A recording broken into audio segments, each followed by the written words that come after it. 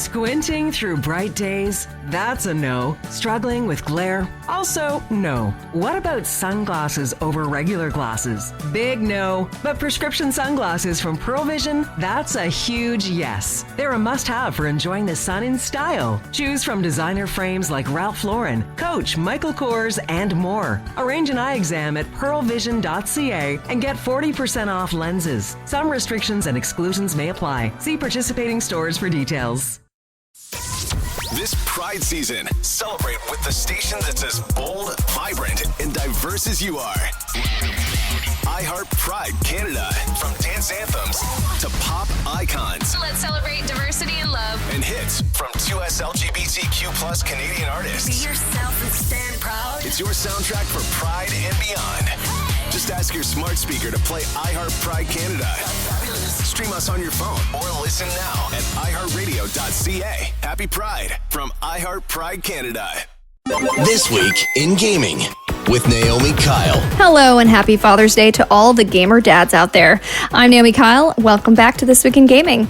This week we're catching up on a brand new Silent Hill remake. SAG-AFTRA's video game strike finally reaches a deal.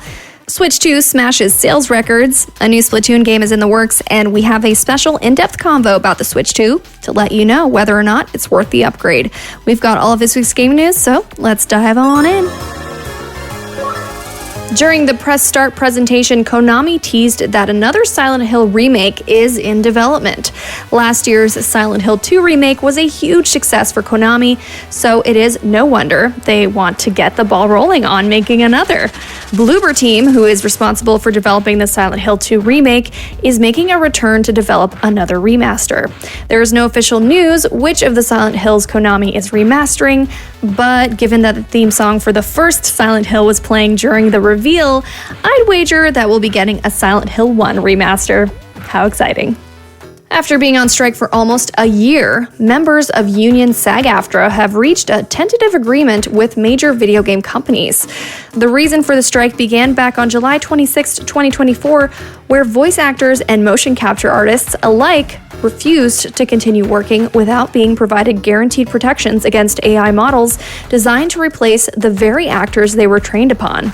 SAG-AFTRA's official announcement reads, "We've reached a tentative agreement on terms for the interactive media contract, subject to approval by the National Board and ratification by the membership in the coming weeks." Meaning that while the strike is on hold and there is an end in sight, members of the union still need to vote to agree to the terms of the interactive media contract. Fingers crossed. The Nintendo Switch 2 has been one of the most highly anticipated consoles in gaming history. Now, just 4 days after the console's release, the Nintendo Switch 2 has sold over 3.5 million units across the globe, as confirmed by Nintendo. Not just making it the fastest-selling Nintendo console, but the fastest-selling console of all time. Period. Crushing previous records held by the PS4, which sold 2.1 million units after 2 weeks, and the PS5, which sold 3.4 million units after just a month on the market. Nintendo of America president Doug Bowser said in a statement, "Fans around the world are showing their enthusiasm for Nintendo Switch 2 as an upgraded way to play at home and on the go. We are thankful for their response and happy to see the fun they are already having with Nintendo Switch 2 as they explore new features and games that bring friends and family together in new ways." I love my original Switch, so naturally I had to get a Switch 2, and I'm excited to talk about it with my guest, Marc Saltzman, later on in the show. And speaking of the Switch 2, the Big N just dropped a big surprise for Splatoon fans. A brand new spin-off called Splatoon Raiders is in the works, and it's headed exclusively to the Switch 2. Revealed via a new trailer on the Nintendo Today app, the game follows Deep Cut, Shiver, Fry, and Big Man as they crash land on the mysterious Spurlight Islands. Nintendo's calling it an adventure, and it's safe to say there'll be plenty of inky action involved. In addition to the spin-off, Splatoon 3 is getting an upgrade for the Switch 2 as well. Dropping June 12th, the update will smooth out performance issues and give the visuals a nice little bump in quality and some new weapons. And don't worry about leaving your friends behind. Switch 2 and original Switch players will still be able to splat together thanks to crossplay. The Squid Kids are back, and I'm loving it. Quest complete. So that's the news for this week. It's now time to chat with our guest, Marc Saltzman, joins us to chat about all there is to know about the Switch 2 to help you decide if it's time to upgrade or not. Select game mode. Multiplayer. Hi, Mark. It's so great to have you on the show for the very first time. Welcome to This Week in Gaming. Yeah, thanks, Naomi. Looking forward to this. Yeah, I want to introduce you to the audience because I'm not sure that everyone knows what you do. So I'd love to know more about what it is you do in the space and where people can find your content. Yeah, thank you. So for the past, I don't want to tell you, 30 years, I've been a tech and gaming journalist. So I'm a freelance writer. I write for places like USA Today, Costco Magazine, Reader's Digest, Yahoo, AOL. So very mainstream publications. When it comes to tech, my approach to reviewing consumer electronics and all that is what I call breaking down geek speak into street speak. Just helping to demystify these tech trends, which could be a little overwhelming, whether it's AI or robotics or whatever. I also host a syndicated radio show called Tech It Out. And in Canada, it's called Tech Talk. But the Tech It Out show is also a podcast. I do a lot of TV work. I used to be weekly on CNN, and when they did a lot more tech and games coverage, but I'm doing something at some point on TV. And finally, I give keynote speeches. So I'm, like with a speaker bureau, and I give chats about whatever the topic is, as long as it's in my wheelhouse about consumer electronics or interactive entertainment. So it's been a lot of fun. Yeah, I've been covering for so long. But it's fun. Yeah, it's good times. I've been in the industry for about 15 years. So, kudos. Yeah, I get that it's the long game, right? But that's awesome that you've done all this stuff with these massive outlets. And speaking of tech, and the nitty gritty of stuff we're about to get into, this new era of the Switch, the new Switch console. And I'm so excited to talk to you about it because I want to get your perspective on it as someone who works in tech. Has the expectation been met with the Switch 2? Has the hype been met? It's hard to live up to the hype, because it's Nintendo, right? So people go crazy. But if my 24 hours with the console is any indication, yes, it has lived up to the hype.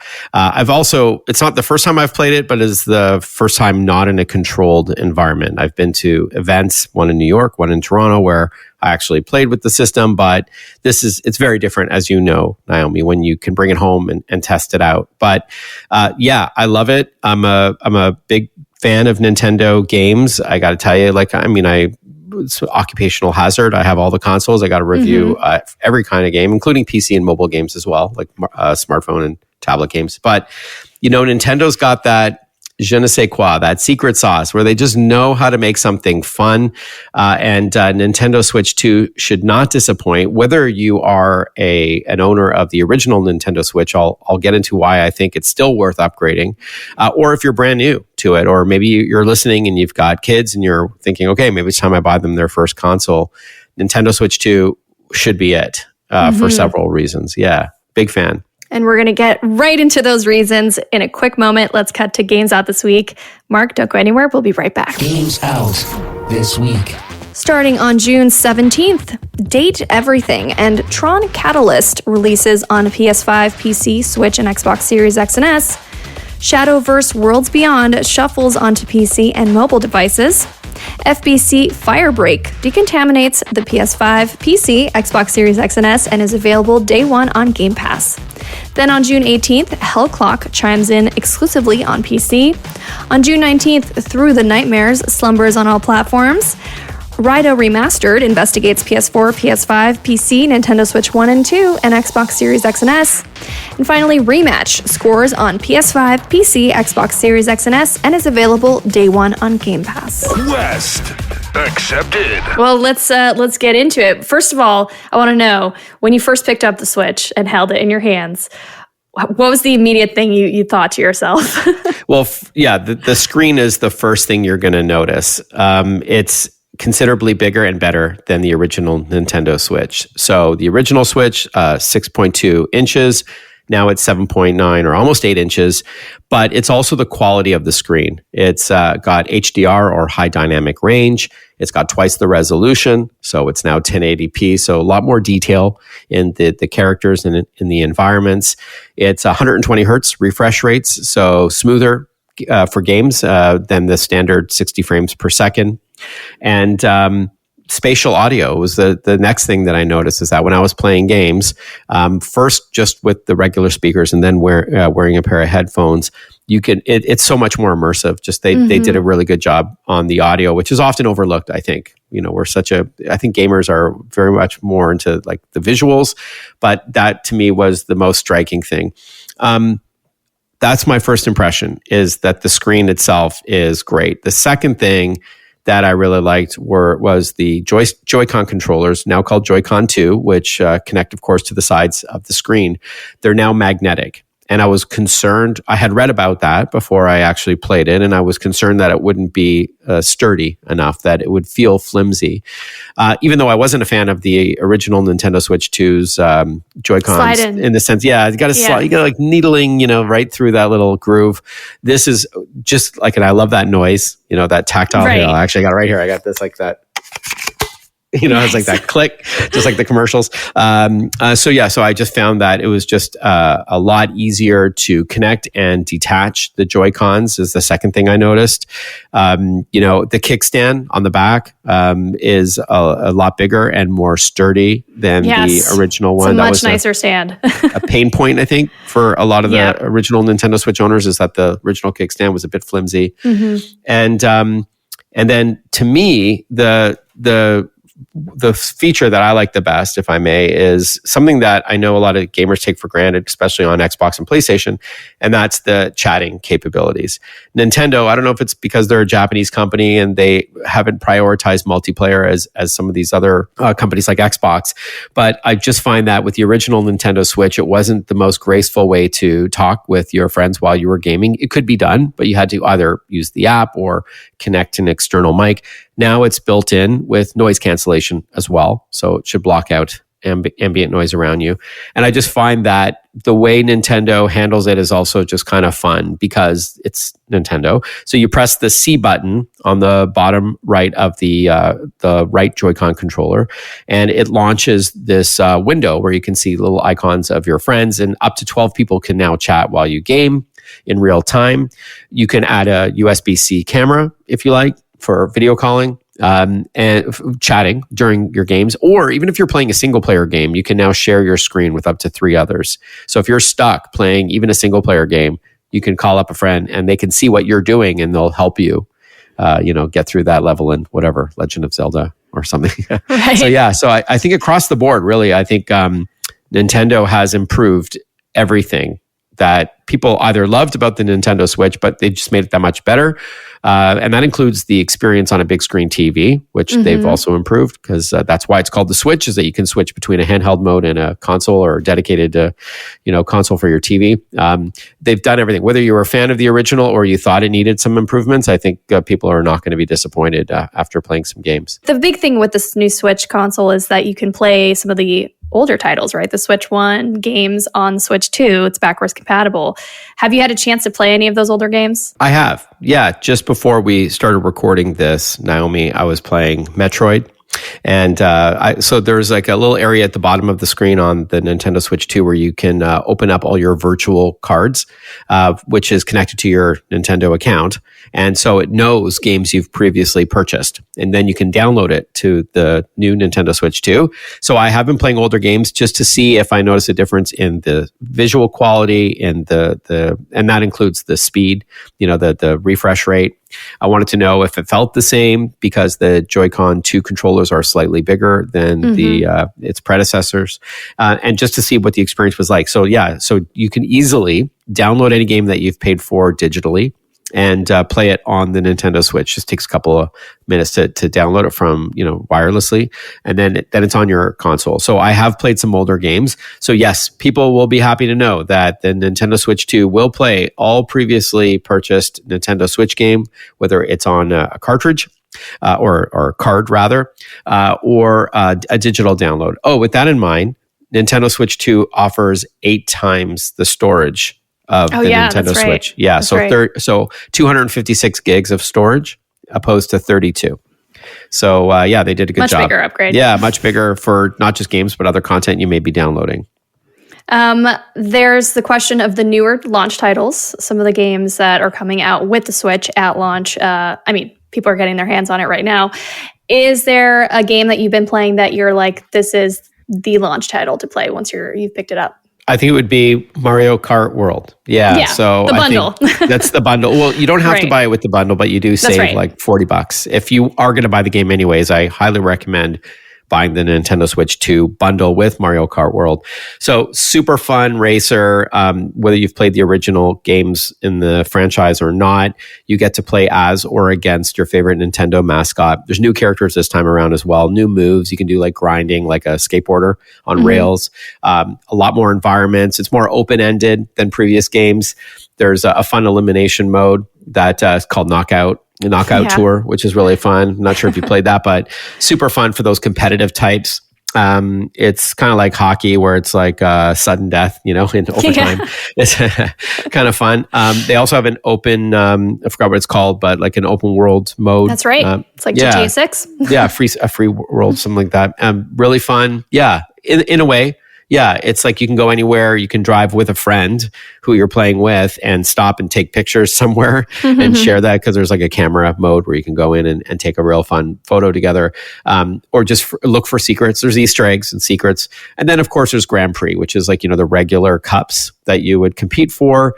But yeah, lots of single player and multiplayer modes. It's really smooth, silky smooth. Nice. The graphics look great. It's just, it's got that magic. It's got that Nintendo secret sauce. Right. And so that's to me the standout title for launch. Yeah.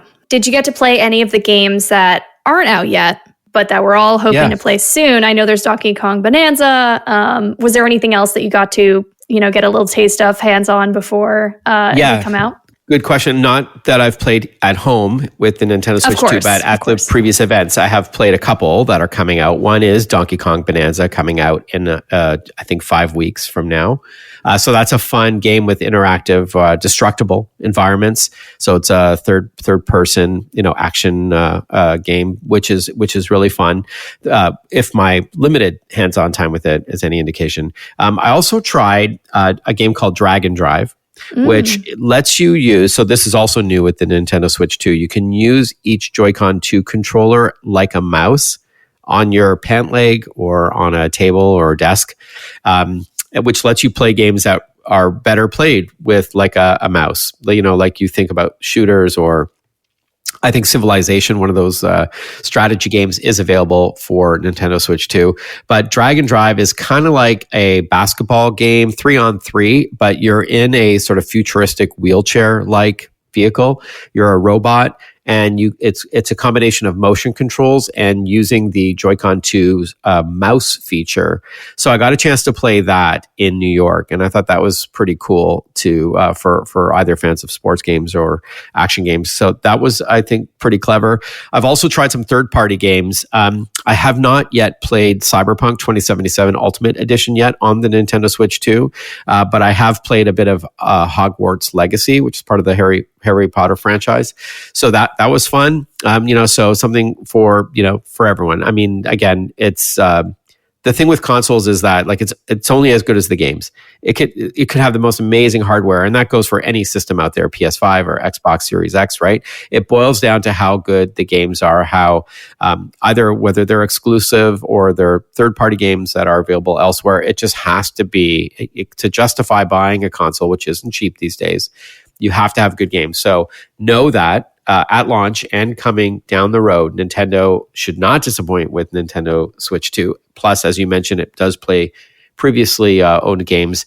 And there's going to be a lot more third-party content. Because if this sells even a fraction as well as the original Nintendo Switch did, which, by the way, is closing in on becoming the number one best-selling console of all time. So already I think it's 152 million units sold, something like that. Wild. I think the Nintendo DS is 155, and I think PlayStation 2 is 160 million units sold.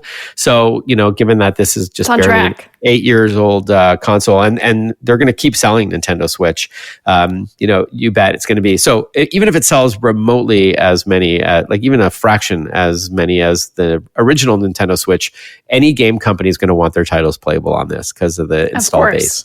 Right? Xbox, PlayStation, they're all going to want their games on there. Yeah. Indie titles.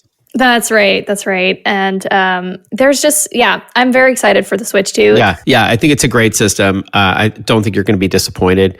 You're going to, especially if you're... Even the price? Yeah. Look, considering the price? I mean, I know there's, it's a tougher economy out there, but I think that for a system you're going to have for several years, I think that you can justify the price in the sense also that it's both a portable gaming system and a console for your TV that you can dock, and you get all that in the box. You get the dock, you get the HDMI cables, you get the straps, you get the power cables, all that in the box. So in a way, it's like two systems. But at the end of the day, especially if you've purchased previous Nintendo Switch games, which you can play and download for free onto your new system, it kind of, I think it softens the blow, if you will. But I would say that. And there's more expensive consoles too, if you want to compare, apples to apples.